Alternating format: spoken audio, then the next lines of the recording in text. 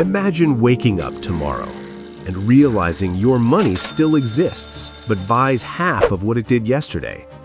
Your job didn't change, your house is still there, your country didn't go to war, and yet everything feels broken. This isn't fiction. This is how countries actually collapse. And the scary part? It doesn't happen overnight. It happens step by step. Today, I'm going to show you the exact blueprint history keeps repeating, the silent process that turns stable nations into economic disasters. And once you see it, you'll start noticing the signs everywhere. Step 1. Spend more than you produce. Every collapse begins with something that feels good: growth. Governments promise better lives, more programs, more benefits, more support. And at first, it works. Money flows into the economy. People spend more. Businesses grow. It feels like prosperity. But here's the problem. The country isn't producing more value. It's just distributing future money today. Imagine running a household where every month you spend more than you earn. At first, nothing happens. Then you use savings, then credit cards, then loans. Countries do the same thing, except their credit card is called debt. And unlike you, they can print money to pay it, which leads to step 2. Print to hide the problem. Raising taxes makes people angry. Cutting spending makes voters angry. So leaders choose the invisible option. They create new money. At first, nobody notices. Prices move slowly, markets stay calm. Experts say everything is under control. But printing money doesn't create wealth. It spreads existing wealth thinner. Like adding water to soup to feed more people. Everyone still gets a bowl, it just tastes weaker. And slowly, salaries stop keeping up. People work the same hours, but feel poorer every year. If you've ever wondered why life feels more expensive even when the economy is strong, this is usually why. Step 3. Asset inflation. Here's where things get strange. When money increases, it doesn't hit everyone equally. It flows first into assets. Stocks rise, real estate rises, luxury assets explode. Suddenly, headlines say the economy is booming, but regular people can't afford houses anymore. Investors get richer, workers fall behind. The gap widens quietly, and frustration begins, not because people understand monetary policy, but because something feels unfair. Step 4. Blame the wrong enemy. At this stage, governments face a dangerous problem. People are angry, so narratives appear. Greedy companies, foreign enemies, speculators, technology, anyone except the system itself. History shows this pattern again and again.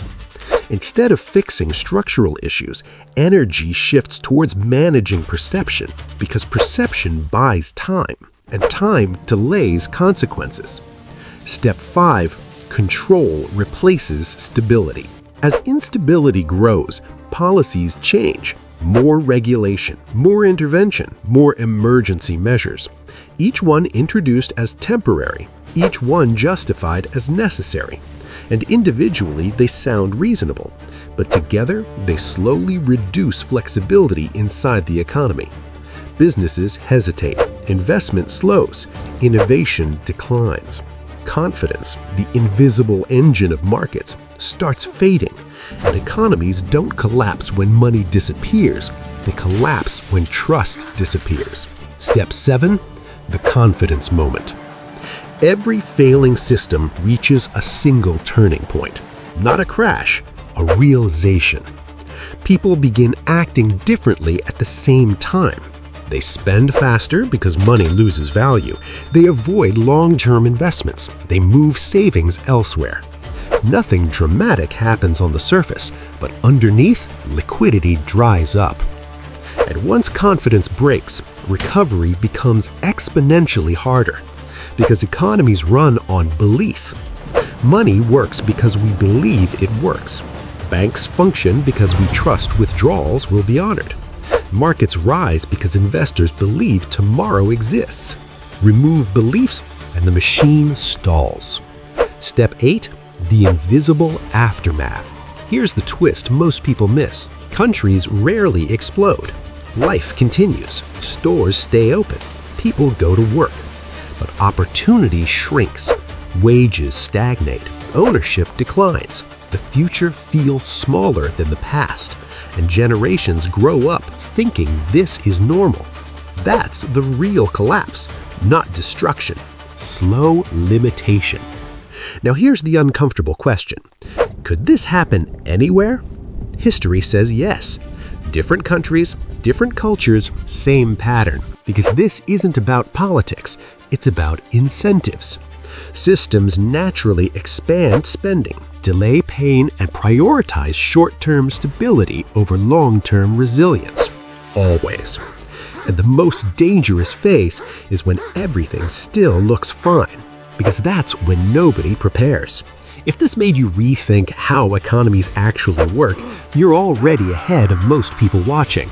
And I'm curious, which step do you think is the hardest for a country to reverse once it starts? Tell me below, because the next video is going deeper into something even stranger. How modern economies survive longer than they should, and why crises today don't look like crises anymore. Until then, remember this. Countries don't fall because of one bad decision. They fall because small decisions compound quietly until reality catches up.